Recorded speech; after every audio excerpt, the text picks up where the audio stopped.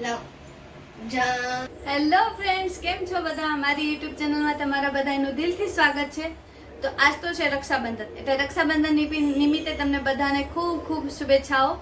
તો અમારા રક્ષાબંધનની વાત કરું તો મારો પિયર દૂર થાય એટલે મારી રાખડી કુરિયર થઈ જાય અને રાખડી પહોંચી પણ ગઈ છે.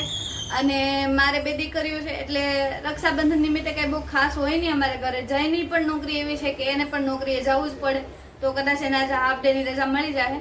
તો અમારું રક્ષાબંધન બપોર પછી ચાલુ થાય. જે મારા નણંદની બધી રાખડી આવી છે એ મારા સસરાને ઘરે હોય એટલે બપોર પછી અમે ત્યાં જશું, જઈ આવે એટલે રાખડી બંધાવવા. અને બાકી હવે તો બપોર થઈ ગયા છે તો રસોઈ બનાવવાની શરૂઆત કરશું. આજે રસોઈમાં કંઈ બહુ ખાસ એવું બનશે નહીં, દાળ ભાત શાક રોટલી જે નોર્મલ હોય, અને ટાઈમ હશે તો શીરો બનાવશું. બાકી તમારું રક્ષાબંધન કેવું હોય મને કોમેન્ટ કરીને કહેજો. તમારી ઘરે તમારી બેન આવે છે કે ભાઈ રાખડી બંધાવવા જાય છે કે કેવું રક્ષાબંધન હોય છે તમારું, કઈ રીતે તમે ઉજવણી કરો છો મને કોમેન્ટ કરીને કહેજો. અને બાકી તો આગળનો દિવસ જોજો. હવે આજના દિવસમાં આગળ શું થાય મને નથી ખબર, તો આગળનો દિવસ જોતા રહેજો મારો. અને રક્ષાબંધન નિમિત્તે તમને લોકોને ફરીથી શુભકામનાઓ. તો હેપી રક્ષાબંધન. તો ચલો કરીએ હવે રસોઈ બનાવવાની શરૂઆત. સૌથી પહેલાં તમે મારા વાળ બાંધી લીધા છે જે ખુલ્લા હતા. તો રસોઈ બનાવવામાં મેં દાળ અને ચોખા બે ધોઈ નાખ્યા છે 3-4 પાણીએથી.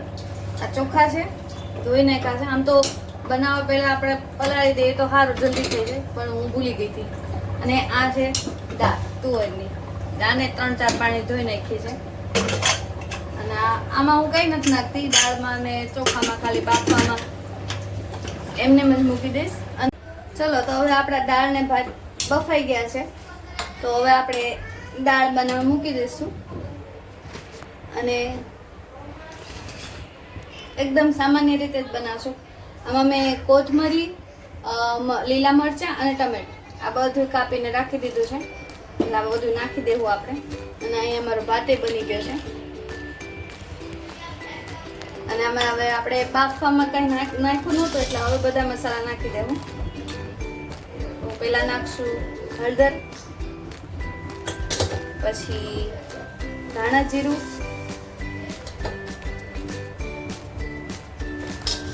મિક્સ કરી લઈએ આપણાને.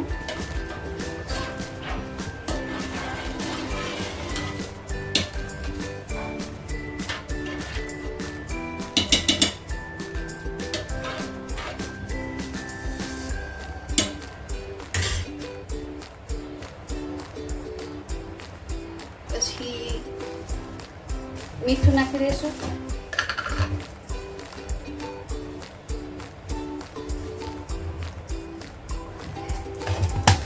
અને લીંબુ અને ગોળ નાખશું. અમે ખાંડનો ઉપયોગ ઓછો કરીએ છીએ એટલે ખાંડની જગ્યાએ ગોળ નાખશું.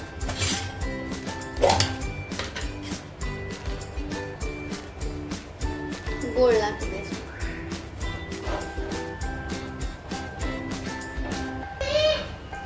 આ છે લીંબુનો રસ.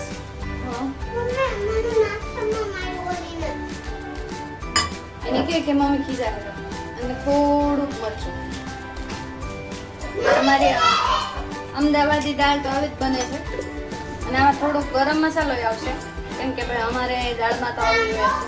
અમારા સાસુના ઘરે આવું જ બધા ખાય છે. અને અમારા અન્વેષાબેન ને જાનુબેનની ધડબડાટી ચાલુ જ છે. 2 દિવસ રજા હોય એટલે મગજની નસ ખેંચી લઈએ આપણી. છોકરા વાળાને બધા મારા જેવું જ હોય છે મારા કે હાલ, કેમ કે હમણાં શનિ રવિ સોમ 3 દિવસની કન્ટિન્યુ રજા આવી છે એટલે બસ એ 3 દિવસથી ઝઘડવાનું જ કામ કરે છે. એટલે હવે અને વાદળાઈ થઈ ગયા છે, વરસાદ જેવું લાગે છે. હવાર તો તડકો હતો એકદમ, અત્યારે થોડુંક વાતાવરણ વરસાદ જેવું થાય છે. તો ચલો હવે શાક વઘાર નાખીએ. તેલ મૂકી દીધું હતું મેં. હવે તેલ ગરમ થઈ ગયું, એમાં નાખશું હિંગ, રાઈ જીરું અને આ છે વાટેલું લસણ.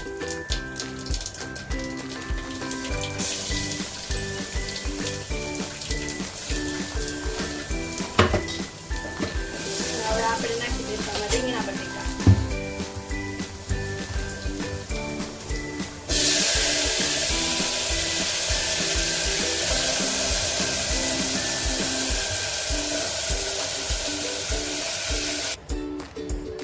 હવે આને મેં બરાબર મિક્સ કરી લીધું છે રીંગણા બટેકાને. તો હવે આપણા જે બેઝિક મસાલા છે મીઠું મરચું હળદર ધાણા જીરું બસ એ જ નાખવાનું છે. બીજું કાંઈ નવી નથી નાખતા. અમે આમાં કંઈ ગળ પણ નથી નાખતા કેમ કે અમારા ઘરમાં ગળ પણ ઓછું ખાય બધા એટલે. તો જે છે એ મીઠું હળદર અને ધાણા જીરું બસ અમે તો આવી રીતે સિમ્પલ જ બનાવીએ. ના મરચું બસ અને પછી કોથમરી નાખશું પછી. એટલે અમારું તો આવું સિમ્પલ સાદું સિમ્પલ જ હોય છે ખાવાનું. આ બધું મિક્સ કરી લેશું બરાબર. અને અહીંયા બને છે મારી દાળ. તો શાક બની જાય, શાકને બરાબર પાણી નાખીને કુકર બંધ કરી દઈએ, પછી દાળને વઘારી લઈએ એટલે બની જાય દાળ. પછી બની જાય રસોઈ. તો ચલો પછી બધા જમવા. હવે સીધા મળીએ જમીને. તો અમારી ઘરે તો દર વર્ષે આવી રીતે જ રક્ષાબંધન ઉજવાય. જાનવી અન્વેષાને રાખડી બાંધે, અન્વેષા જાનવીને રાખડી બાંધે.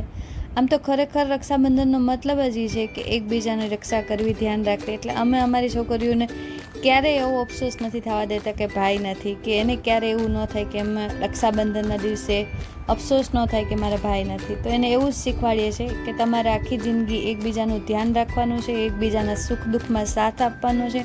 અને ખરેખર રક્ષાબંધનનો તો આ મતલબ જ હોય ને કે ભાઈ બહેનની દરેક સુખ દુઃખમાં એનો સાથ આપે, દરેક પરિસ્થિતિમાં એના આરે ઊભા રહે. અને રક્ષાબંધનનો મતલબ આ છે તો કેમ બે બહેનો એકબીજાનો સાથ કેમ ન આપી શકે. એટલે અમારે જાનવીના અન્વેષા તો દર વર્ષે એકબીજાને રાખડી બાંધે અને એના પપ્પાને પણ રાખડી બાંધે. તો તમે આગળ જોશો કે જાનવીના અન્વેષા એના પપ્પાને રાખડી બાંધશે, કેમ કે એના પપ્પાની રાખડી જેને બેનની રાખડી એવી હોય તો એ પણ અહીં બીજું કોઈ બાંધવાવાળું ન હોય. એટલે એ મારે નણંદની રાખડી પણ એ બે બેનું જ બાંધી દે. તો આ તમે જુઓ કે અન્વેષા અને જાનવી એના પપ્પાની રાખડી બાંધે. આ દર વર્ષે બાંધે કેમ કે એનું કર્તવ્ય પણ એ જ છે. એની દીકરીઓનું ધ્યાન રાખે છે, એની દરેક પરિસ્થિતિમાં એની હારે રહે. જે ભાઈ જે ફરજ નિભાવે એ ફરજ એના પપ્પા નિભાવે છે. તો ભાઈ જે ફરજ નિભાવે એ ફરજ એના પપ્પા આજીવન નિભાવશે. જ્યારે એક પિતા આ દુનિયામાંથી વયા જાય તો ભાઈ એના જગ્યા લે છે એના પિતા તરીકે. તો એના પિતા જ કેમ એની ફરજ ન નિભાવે. અને જાનુબેન છે અમારા જે રાખડી બાંધતા શીખે છે અને ગાંઠ વાળતા આવડતું નથી એટલે એના પપ્પા શીખવાડે છે. જાનુ ગઈકાલ રાતે પ્રેક્ટિસ કરી હતી ગાંઠ વાળવાની. એના પપ્પા શીખવાડતા હતા કે આવી રીતે રાખડી બાંધાય. તો આજે હવે અમારા જાનુબેન ધીરે ધીરે શીખી ગયા છે રાખડી બાંધવાનું. અને હવે રાખડી બાંધી તો એના માટે એને દક્ષિણા પણ જોશે. તો અમારા અન્વેષાબેન જોજો આગળ કે એના પપ્પા આગળથી એને લઈ દીધા છે. આ અન્વેષાબેનને મળી ગયા છે પૈસા એટલે થઈ ગયા છે ખુશ. હેલો ફ્રેન્ડ્સ, તો આવી ગયા છે હવે અમે ઘરે અને ઘડિયાળમાં વાગી ગયા છે 11:15. આજે હું ગયા હતા અમારા સાસુન ઘરે બપોર પછી સાંજના. તો આજે દિવસ પૂરો થઈ ગયો. હવે આજનો પ્લાન તો એવો હતો કે અમારે પિક્ચર જોવા જવાનું હતું. કયું પિક્ચર હતું? ખેલ મેં. એ પિક્ચર જોવા જવાની મને બહુ ઈચ્છા હતી પણ આજે તો રક્ષાબંધનના લીધે કે અમને ટિકિટ ન મળી રાતના શોની એટલે પ્રોગ્રામ કેન્સલ થઈ ગયો. એટલે હવે આજનો દિવસ તો બસ આમ ગયો છે ને હવે 12 વાગી ગયા. એટલે બધાને ગુડ નાઇટ, જય શ્રી કૃષ્ણ. અને કાલે ફરીથી મળશું નવા બ્લોગ સાથે, નવી એનર્જી સાથે. ત્યાં સુધી બધા પોતપોતાનું ધ્યાન રાખજો. Good night.